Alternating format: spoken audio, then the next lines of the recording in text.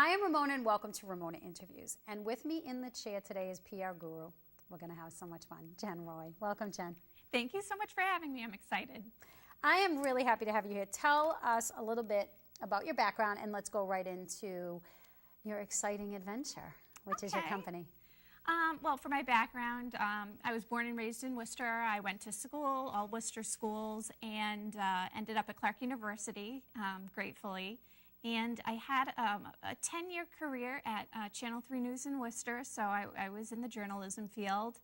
And then after that, I did go into community relations. I learned that being a news reporter wasn't necessarily for me. You really have to have that thick skin to be successful in that business, to see all the things you see and deal with all the tough news. And so I went into community relations, and then I was laid off. And for about a year, I was looking for the right job for me, for the right fit, it came down to for any work, and it was really difficult to find a really good job. So I opened up my own business, Jen Roy PR. I took that leap, and it's been a year this month. You know, there's an advantage to being local.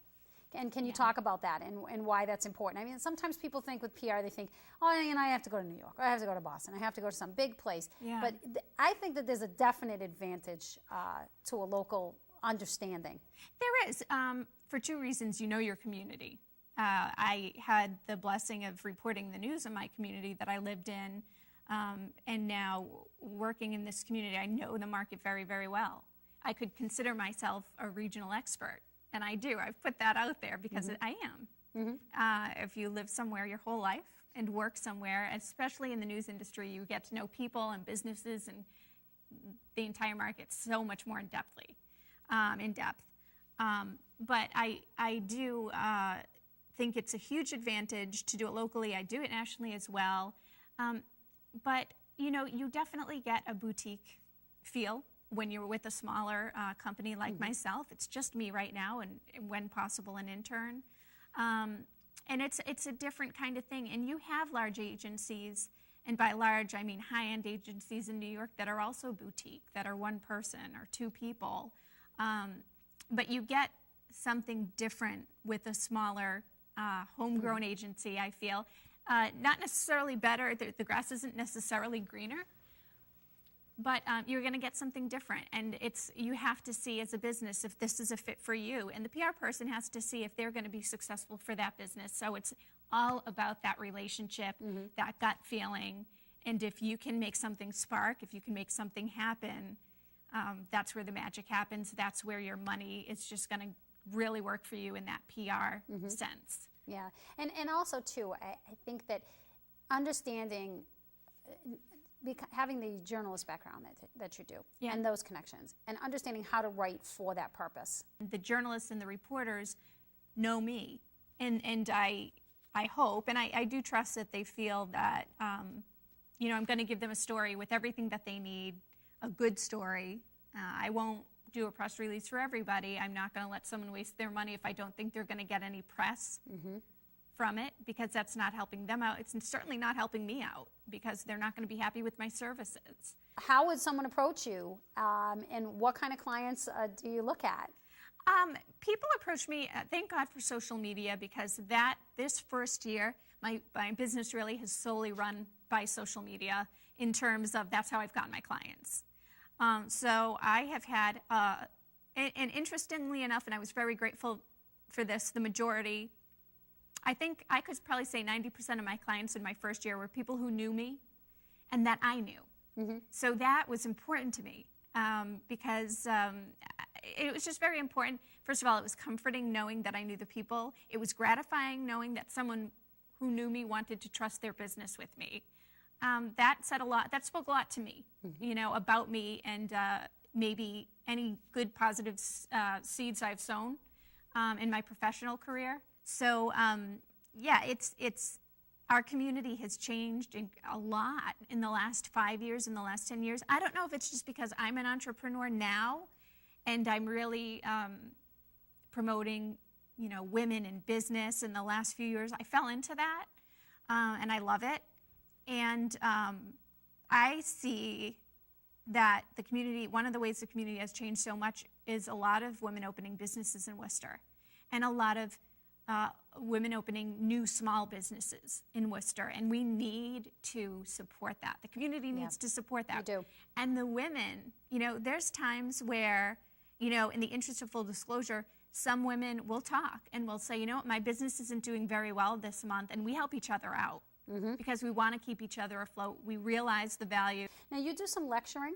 When I lecture, I just talk about, I've been asked a lot still, from being in Channel 3, but also now I'm asked to speak as a business owner, which is really nice and different. And I'm very open and honest with people. I tell them how it sort of just fell together in my case. I felt that I had no other options than to open a business because I needed to continue paying my bills. I was on unemployment, and when that ended, because I did not, the economy is tough. It's been tough. It's been really tough and scary, even in my 30s. I can't imagine being laid off in your 50s and your 60s. It's heartbreaking, and it's not right. But it's been the reality. And so I've just talked to people, told them very honestly, I was in a tough economic situation. I didn't have a lot of money in the bank by any stretch of the imagination, and I had to make a drastic decision. And I'm a person that plans things and is very, I guess, I plan things out. I'm not a big risk taker, and I had to be. And, you have to stretch yourself in so many ways when you're your only workforce. You can't have any weaknesses. And it's a wonderful, wonderful life lesson. Yeah. Oh, sure. And it applies to it can apply itself to a lot of things as well. Yeah. A little bit about what's happening with this Facebook page. Sure. Well, there was a few articles that came out in Worcester that I just felt that weren't very positive. And I said, I think we need a lot more good news here. So the idea came to me one day to have Good News Worcester. So I started a Facebook page, Good News Worcester, and I couldn't believe I didn't think of it sooner because when I was, my whole career, I was a news person wishing there was good news. And I never came up with this. And so I said, it's all in the timing. Yeah. Divine intervention for me. I'm very spiritual and religious. So the time is now. And I just want to fill the community with positive stories from the community about everybody, not just the people you hear about all the time. And they do deserve credit because they do wonderful things, but I want to hear about the people we're not hearing about. It's doing so well, the Facebook page, and I am having people say on that Facebook page, it's about time that we have this. Good news. I look for it in the feed. Now I'm asking people to email me or to post those stories right on that page. You can post it right on that page, and I'll feature those stories. People email me. They email me at tips@goodnewsworcester.com. Okay, so tips@goodnewsworcester.com. Because we really want to promote this. I think this is fabulous. It is, and I want it to grow. And I get those tips, and I'm educating people to find the good news in their own life. It's a fabulous concept. So, Jen Roy PR. Yay! Absolutely. We wish you much success. Thank you very much for having me on your wonderful show. Thank you. Anytime. Thank you so much. Good luck. I am Ramona, and you've been watching Ramona Interviews. Have a successful week.